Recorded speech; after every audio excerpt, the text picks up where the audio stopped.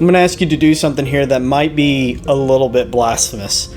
I want you to imagine for a second that you're God. Put yourself in his shoes. I mean, a lot of people seem to have pretty good ideas on, that God's fair in this situation, or that God is being entirely unfair in other situations. So let's just stop for a second and let's just cut to the chase. Let's put ourselves in God's shoes. I want you to imagine that you have this creation that you've given everything to. You've given it everything that it needs. You've given it a sense of purpose, a sense of security. You've given it a sense of belonging. You've given it the supreme sense of acceptance that it could possibly desire to have. And yet that's not good enough. It wants more. And so it rejects you, and you say, okay, fine, well, I prepared this place for you, this garden for you. So, okay, if you want more, try to go have more. So you continue trying to pursue them, and then as you continue trying to pursue them, you take the ones who are righteous and you say, okay, I'm going to deliver you. There's just so much wickedness in the world, but I'm going to deliver you. So I'm going to make you this special promise and this covenant. I'm going to provide a way to deliver you whenever this flood washes over the earth. And you do that. You make good on your covenant and your promise to these individuals. And then as soon as they have an opportunity to get off the boat, very quickly, they once again reject you. They want more than you had to offer. Then you figure these are the same people that later on you end up forming a covenant with and saying that I'm going to, make you a great nation through which the rest of the world will be blessed. And you see this nation as it ends up going through these different trials and tribulations, and even as they end up spending a season in slavery and bondage in Egypt. And you deliver them from that. You deliver them from a force that was so powerful and so big that many of those individuals couldn't even dream of being able to be a free people once again. Yet you deliver them, and as soon as you deliver them, what do? They reject you once again. They begin forming their own gods and worshiping those gods. So you end up staying with them. You continue to pursue them, and you say, there's this promised land, and I've given you this promised land. You just have to take the land that I have guaranteed you, that I have formed a covenant with you, that you will occupy, where you will become a great nation among other nations, through which the entire world will be blessed. And yet those people hear what you have to say, and then they look at what obstacles lay in that region. They see the people there and they get scared. They're more scared of the people who are there than they have fear and love and devotion to you. So they reject you once again. They want something more than what you promised because it wasn't in the right form that they expected. Now you have these people and you continue pursuing them, and you eventually give them the land. You deliver to them what you promised them, that they would have the promised land. During this period of time, you tell them that I will be your king. You don't need a king because I am your king. You don't need laws of man because I have given you laws. You can live as my chosen people. And yet they say, I don't care. I want my own king. They reject you because they want a human king. They want something more than what you have to offer. So you continue pursuing them, and there are some kings, and some of them are good kings, some are bad kings, and eventually they end up rejecting you more and more and more until everything cracks apart and they find themselves once again scattered to the winds, many of them in bondage once again. You deliver them and you find a way to bring them back to Israel, to bring them back to Jerusalem, the land that you have guaranteed for them. You've given them all these things. Surely they'll follow you now.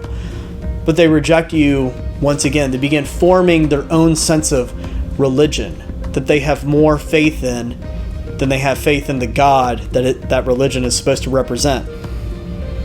They reject you. Now, if you're this God, what do?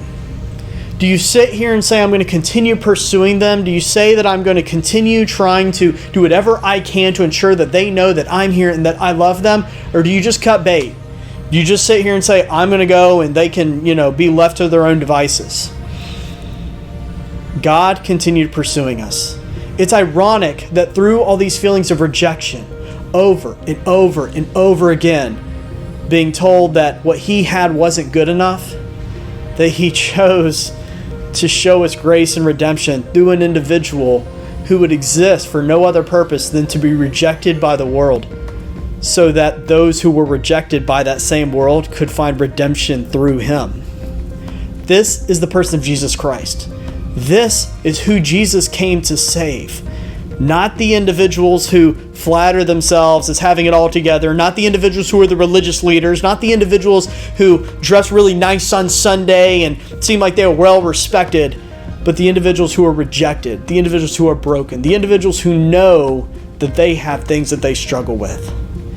We serve a God that knows rejection. But the good news is that that is the same God who also came to save the rejected.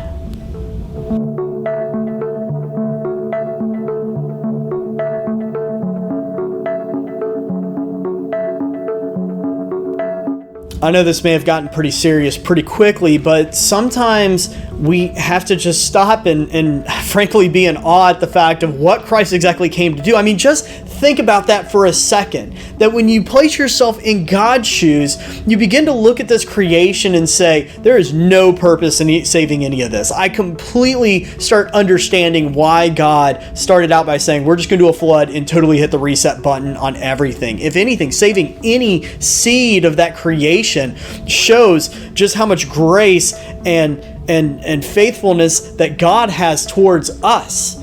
God is certainly true, and he never once gave up on us as a creation.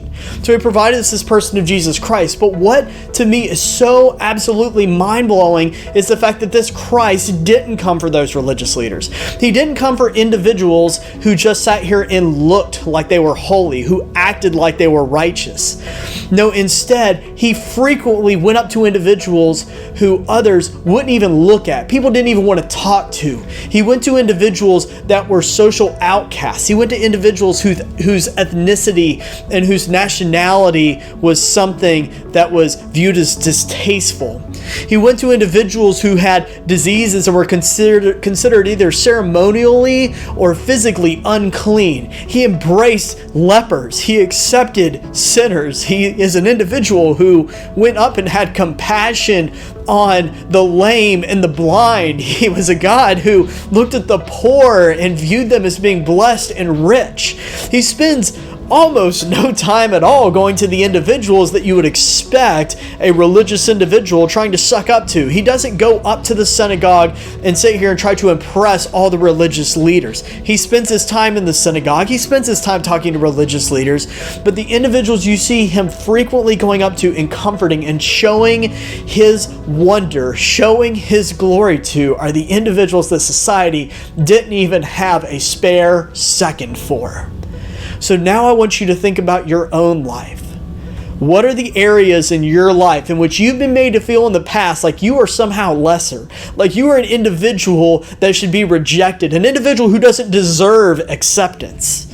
And now I want you to stop and I just want you to dwell on this one absolutely mind-boggling thought. You are exactly the type of person that God came to save.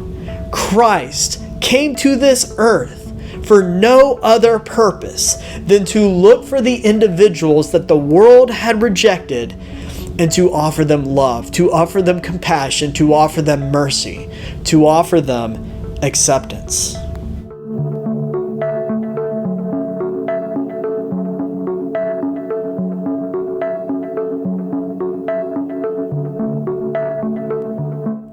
If it sounds like I'm really into this message, just because I really am, I mean, that there's so much in here that I feel like is just kind of taken for granted when it comes to religion, when it comes to our faith. I mean, yeah, we got the Jesus guy, and we understand we have the grace thing and the forgiveness, and he comes to, help out people who are poor and people who don't have as much. Like, we all get that. But I think in saying things like that, we flippantly seem to overlook exactly what Christ came to do and how counterculture that is, not just to the way the world had been back then, but the way our world is today.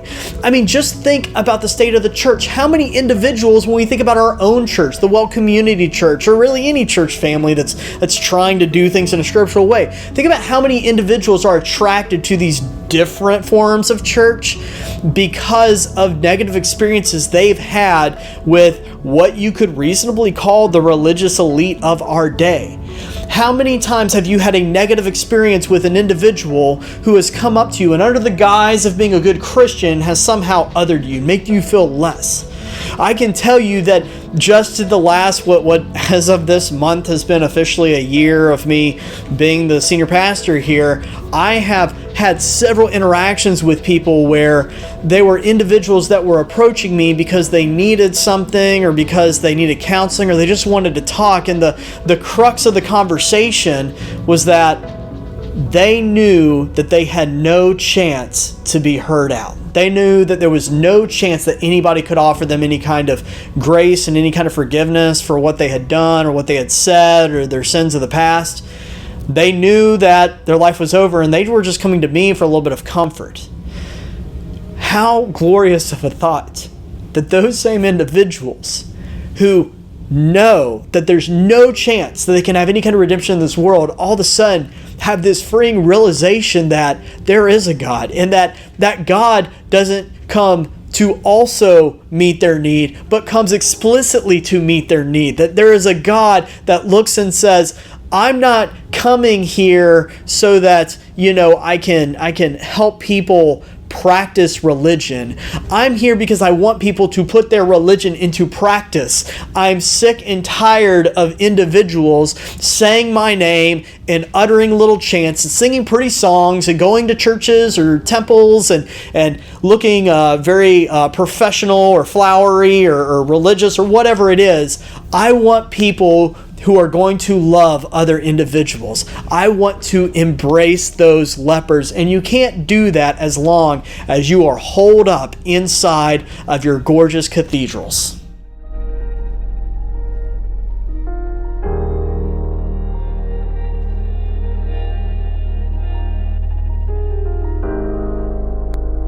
I have to be honest with you, that last story about Paul and Barnabas is one of the reasons why I have just gotten so much joy from going through this ministry journey, kind of predating us doing anything with this church and continuing on to now looking into the future.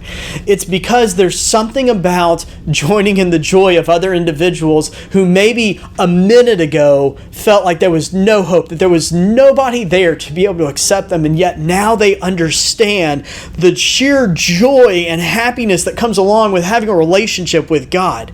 Just as how Paul and Barnabas were talking to both Jews and Gentiles who both had a chance to join in the blessing, and yet there was only one group there that truly took the joy from it. We too know individuals that feel like they're other, just like the Gentiles. We know individuals who maybe feel like they are somehow excluded.